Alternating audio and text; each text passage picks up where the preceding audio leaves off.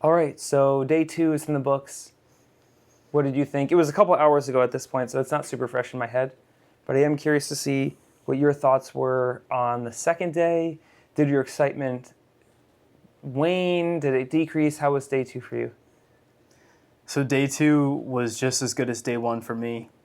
The everything with Myron is there's so much information that's given, so much gold. I would say for the last 15 minutes, this was the first day, and now we've only had 2 days of this challenge. The first day that I was like, I'm going to go back and actually re-listen to the last 20 minutes of the recording, because you could just tell he was giving you snippets from mastermind courses that cost a lot. There's a lot of gold in that last 20 minutes. So I look forward to going back and listening to that. But the thing that really stuck with me was during the VIP question section, that first hour, he mentioned a great product is not a great offer. And that is probably the biggest thing that a takeaway for today's session was, thinking more about how to make that a great offer. And also his point around lead generation is really downstream of audience generation and audience views. And I've heard that before. Myron has said one of the secrets from other mastermind was your sales can only grow as fast as your audience grows. And it's very applicable for his business, right? Because he's doing a lot of organic content on YouTube. But it really left me thinking, how can we create more goodwill in the marketplace? And how can we add more value in a community service sense for what we do? And I still don't have the answers to that. What content would be really valuable? What are your thoughts on the VIP sessions versus the general admission? Is there one that you get more value out of than the other? They're both just different. They're both different. I would say the value is really high for both of them, because the VIP sessions, I'm hearing questions that aren't exactly my question, but you're realizing that so much of the participants are at the same stage of their business, and you're hearing Myron just talk around. He's just reinforcing the points, but he's making it a little bit more granular for that specific business example. And so that's really valuable. And then today's actual general gen ed for the challenge, again, was really dense material. I want to go back and listen to it, but they were both extremely valuable. I will say that that it was so dense the second time around that I had to go back and, again, really extract everything he said, because the VIP section, it was like I could write those notes down. It was really clear cut. And today's actual course was more like, okay, now I have homework. Now I know the math on how you can make $1 million with a business. How do I actually apply that to what we're doing at Insta here? Yeah, it's the reverse engineering part of it's pretty neat. I like that he goes into detail on that, because I think you and I have actually been in my uncle, when he was in that one training thing. I remember years ago he had us reverse engineer the business. It was like, what's your goal and whatever. And I don't think a lot of people take that super seriously. So I think that's pretty neat that he goes through that. I thought he was going to break down, I think he does this tomorrow, how to get to 1 million in a little bit of a different way. He starts small and then he does this math, and then that's pretty cool. He kind of breaks out the 1 million a little bit differently tomorrow in tomorrow's course, I think, if it's still the same as it was. Overall, it's really cool. The people that are in this challenge are really neat. You always get a different pot of people every time. It's nice to see a diverse group of businesses. So people that are doing brick and mortar, coaching, personal fitness, authors, whatever. That's really nice, because then there's a lot of overlap.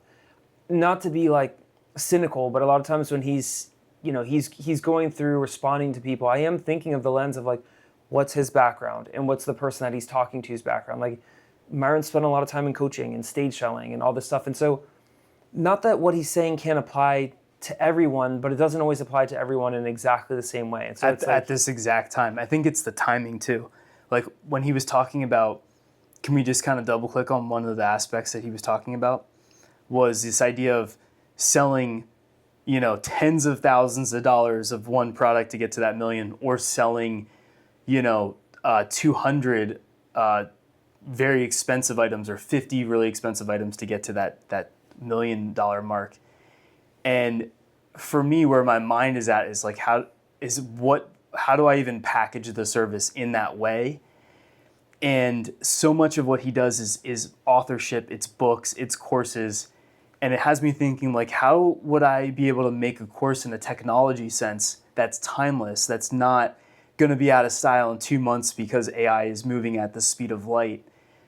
And that's like when he said, you might be staying up at night, warning in advance, you might be up at night thinking about this. That's probably what I'll be thinking about tonight if I do wake up.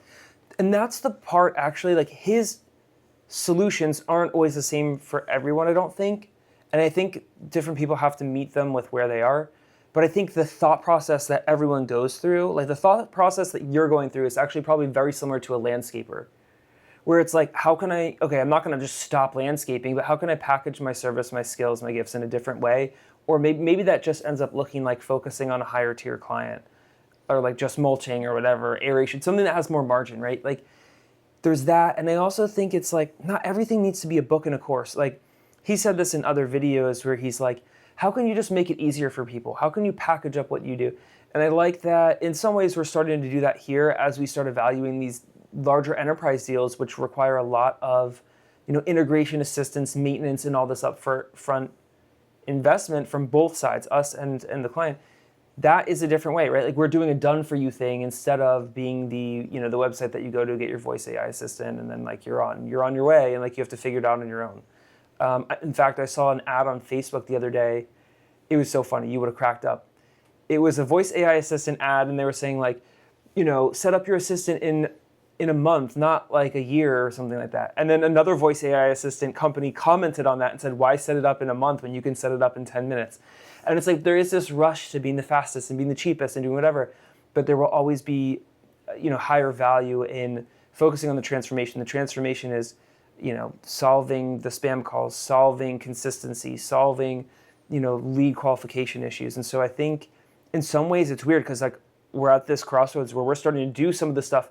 We had already just had momentum in applying some of the stuff he happens to be teaching in some ways. And then a lot of it's out of your control, right? Like getting customers to say yes and creating that environment and all that. That's, I think you learn more of that as you go. But yeah, any other takeaways from day 2? Anything else you want to add before we cut it here? So one question I have for you that made me think during the VIP session is we didn't pay for the level where you can actually ask Myron a question. But I wanted to ask you that question that we started speaking about earlier during the brief break. If you were to pay for that tier, platinum tier, what question would you ask Myron Golden? It's really hard to distill it into a singular question. I think it would be easier if you had 3, or throughout the week or whatever. But I think you're only guaranteed one, and they probably will hit everyone at least twice. But it's like, what are my objectives, right? Like there's the highest level, most personal, deepest conversations that I have with God, which are like, why am I here? How am I supposed to use the skills and the gifts that I have? Because I understand that the money alone is not enough to create fulfillment. I love what Zig Ziglar or somebody used to say. They said, money's pretty close to oxygen on the gotta have it scale. Like you need to have it to survive, but you don't necessarily need it to be fulfilled and happy. So it's a really hard thing to balance. It's like I want to do the thing that I'm supposed to be doing, and I also don't want to, something that we've run into a lot with this business, not so much recently, but in the past is like, you find clients that like you can lead the horse to water, but you can't make it drink. Like you have people that have a problem and you can see the problem, and you want to help them, and they're kind of Myron says, serious, not curious. They're not serious or curious. Like they might be curious, but they're not serious about solving it yet. And it's like, I'm sure there's plenty of personal trainers or other people, dietitians that see the same thing in their line of work. And so figuring out where those people are, there's just so many issues that I want to start on, but it always comes back to like, I'm actually okay with whatever it is that I'm supposed to do. I want to have some financial stability, but what is the thing that I'm supposed to be doing? And I think there's probably some evidence biblically of like, don't overthink it, just start somewhere and like you'll figure it out along the way. So I don't have a good answer to that question. I am curious to see what your version of that would be. Because there's such a cost to that, I haven't really narrowed that question down. It's really a good one because really ties into like what is the most pressing thing for the company right now that I would want to ask a seasoned entrepreneur like Myron. And it could be more high level on, do I know I'm on the right track? Like, how do you know if you're serving the kingdom enough with what you're doing? There's those levels of questions which I actually think touch more at the heart, and that's more of the mission of your life, and that's more important than any, tactic that's going to work in this season. And so you had mentioned that, and I didn't think about asking a question like that, but those kind of questions are really interesting, because if you're aligned with your mission and you feel like your business is somehow part of your ministry, you can go on forever no matter what you're doing. Yeah, I think that's huge, because I think if you look around and you have your eyes open, you'll notice a lot of people are going through life with their foot on the brake and their foot on the gas in their own life. They're at this constant tension of conflict between what they say they want to do and what they're actually doing, what they say is important and where they actually place their time and attention and focus. So that question for me is so important, and little things like that aren't so little, of like, how long do you do a thing, right? There was a guy named John Pequeno in Allentown, a business owner that we met with years ago, and he said that when we were doing, our employee engagement startup, he's like, how long are you going to do this? What's your runway? How long are you going to do it before you move on? Decide that you've done it enough and you're going to move on. And that book, The Dip, touches on that too. And it's like, I walk away from a lot of this stuff with more questions than answers, and that's the hard part. You pay him to answer a question, and you have more questions.